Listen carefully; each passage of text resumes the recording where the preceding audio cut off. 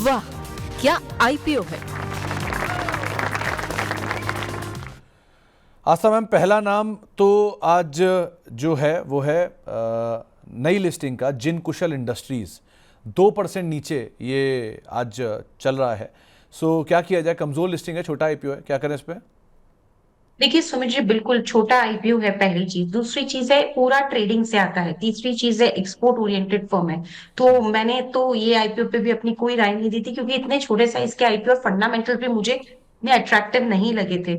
और उसी हिसाब की लिस्टिंग हुई है। मेरे हिसाब से इसमें से एग्जिट करने के मौके ढूंढे तो मेरे को नहीं लगता कि ये फंडामेंटली बहुत स्ट्रांग है, क्योंकि कंस्ट्रक्शन इक्विपमेंट कंपनी बनाती है, रायपुर की कंपनी है। But the thing is that कि मोस्टली पूरा ट्रेडिंग से आता है, वो भी मेजरली एक्सपोर्ट से। तो वहां पे मुझे लगता है कि दूसरे प्लेयर्स ज्यादा वेल प्लेस्ड। ओके। इसके अलावा मैम दूसरा नाम जो आज लिस्ट हुआ है वो है ट्रॉल्ट का। ट्रॉल्ट को हमने आज लिस्टिंग हुई 8% ऊपर और ठीक ठाक है, सस्टेन कर रहा है, क्या करा इसमें? देखिए, आपके साथ फ्राइडे को जब मैंने डिस्कशन किए थे तो लास्ट में मैंने बोला था कि एक दो आईपीओ इन सब में से अच्छे लगते हैं, जिसमें ट्रोल्ट का भी मैंने नाम लिया था। एंड थैंकफुली उसकी लिस्टिंग ठीक हुई है, बहुत अच्छी तो मैं नहीं बोलूंगी, लेकिन फिर भी 7-8%। लेकिन क्या है ना सुमित जी, अभी आईपीओ में बहुत ज्यादा मोमेंटम है नहीं, इतनी जब क्वांटिटी में एक साथ आईपीओ आते हैं तो मार्केट से लिक्विडिटी सक होती है। इसलिए कोई ना कोई आईपीओ एक दो ऐसे जाते हैं कि जो नेगेटिव साइड पे सरप्राइज करते हैं। लेकिन थैंकफुली ट्रोल्ट ने वैसा नहीं किया। इसमें मेरी तो राय है कि पार्शियली प्रॉफिट अब जरूर बुक करें लिस्टिंग डे के दिन।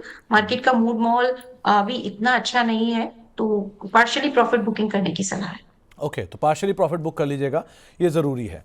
अब आते हैं उन आईपीओस पे जो कि खुले हुए हैं। पता नहीं आपने मैम क्योंकि सारे ट्रैक कर रहे हैं कि नहीं करें, लेकिन हाँ, एक आईपीओ, दो आईपीओ पर चर्चा करना ज़रूरी है। एक है वी वर्क, आज का पहला दिन है। ये आईपीओ अब तक 0.02 टाइम्स सब्सक्राइब हुआ है। 3 से लेकर 7 अक्टूबर के बीच में आईपीओ खुला रहेगा। 615 से 648 रुपये इसका प्राइस बैंड है। फ्रेश इशू के जरिए 3000 करोड़ रुपए जुटाने की योजना है। पूरा का पूरा आईपीओ का फ्रेश इशू है और 10 अक्टूबर को इसकी लिस्टिंग होगी। मैम, इस स्पेस में आपको लगता है पेपर ज्यादा नहीं हो रहे कुछ?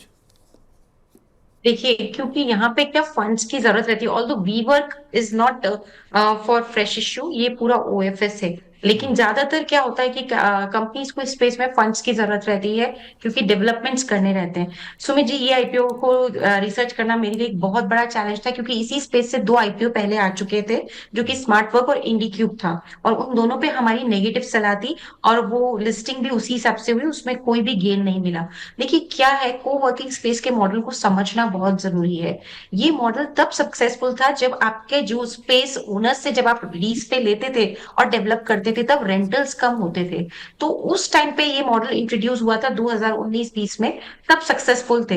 लेकिन अब आप भी देख रहे हैं कि कमर्शियल प्रॉपर्टीज जितनी भी, उनके रेंटल्स बढ़ रहे हैं। तो जो भी ये को वर्क स्पेस का ओनर रहता है, तो उनको यहाँ पे रेंटल्स भारी देने पड़ते हैं, क्योंकि वो कमर्शियल स्पेस को लेते हैं, फिर वो डेवलपमेंट करते हैं, तो डेवलपमेंट कॉस्ट आती है। उसके बाद आप अगर फैसिलिटीज दे रहे हैं तो वो कॉस्ट आती है। बदले में मिलता क्या है? रेंट।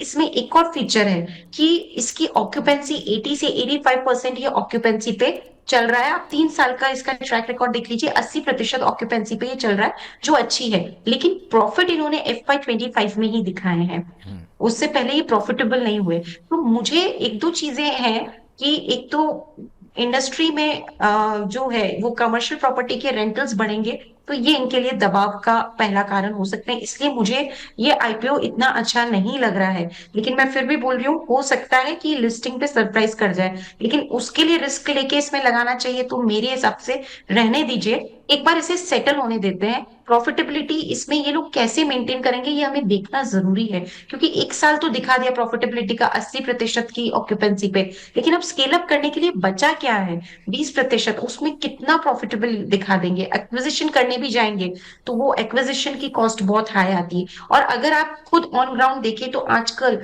छोटी मोटी सब जगह को वर्किंग स्पेस, किसी के पास बंगला है तो वो भी उसको डेवलप कर रहा है। कहने का मतलब ये कि अनऑर्गेनाइज स्पेस से भी बहुत कंपटीशन मिल रहा है। इनका एक ही फायदा है, ब्रांड नेम बहुत सॉलिड है। इनफेक्ट पुणे में भी जो इनके हैं सेंटर्स, वो एकदम प्राइम लोकेशन पे है, और ब्रांड नेम की वजह से काफी लोग अट्रैक्ट होते हैं। कॉमन एरियाज इनके पूरे भरे हुए रहते हैं। लेकिन मुझे अभी भी लगता है कि इस आईपीओ में लगाने से पहले थोड़ा रुक जाइए, एक बार इसकी सस्टेनेबिलिटी चेक करनी जरूरी है, क्योंकि प्राइसिंग भी इन्होंने बहुत अट्रैक्टिव नहीं की है। इनके पेयर्स के मुकाबले ज्यादा लिया है, क्योंकि इनको लगता है कि हमारी ब्रांड पेयर्स से ज्यादा अच्छी है, तो इन्होंने प्राइसिंग भी अच्छी की है। तो मुझे हर फ्रंट पे ये लगता है कि ये आईपीओ में अभी रुक जाइए, अभी इसमें ना लगाए, एक बार लिस्टिंग होने दीजिए, फिर इसमें कॉल लीजिए। और इसका मतलब ये नहीं कि लिस्टिंग पॉजिटिव नहीं हो सकती, हो भी सकती है, लेकिन उसके लिए रिस्क लेना है, मुझे नहीं लगता कि रिस्क लेना चाहिए। मार्केट का मूड माहौल भी ठीक नहीं है, हो सकता है कि मेरी ये जो कैलकुलेशन है ये लिस्टिंग के दिन थोड़ा उल्टा भी पड़ जाए, लेकिन फिर भी मेरे को ऐसा लगता है कि इसको अगर स्किप भी किया तो कोई दिक्कत नहीं है, बाद में अगर ये सस्टेन कर जाएंगे प्रॉफिटेबिलिटी में तो लगा सकते हैं। अभी के लिए एक बार रुकने की सलाह है। चलिए मैम, अब तीसरा नहीं, इनफैक्ट चौथा आईपीओ, जरा उसके ऊपर भी नज़र डाल लें, और वो ज़्यादा बड़ा डिस्कशन चाह रहा है।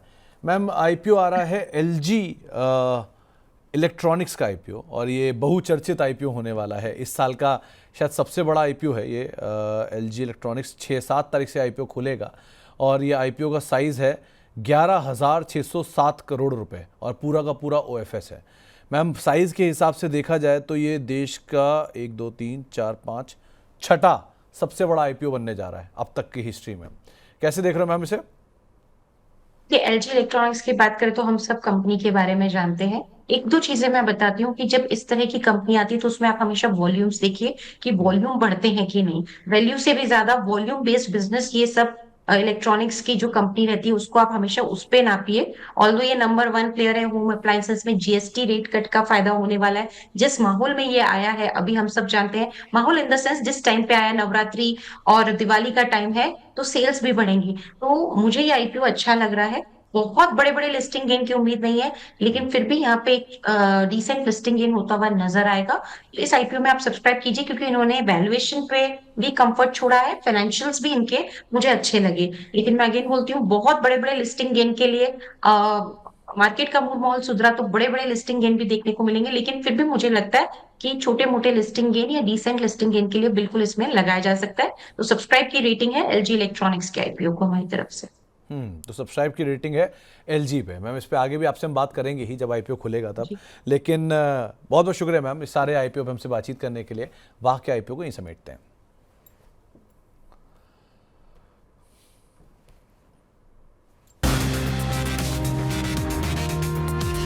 वाह क्या आईपीओ है।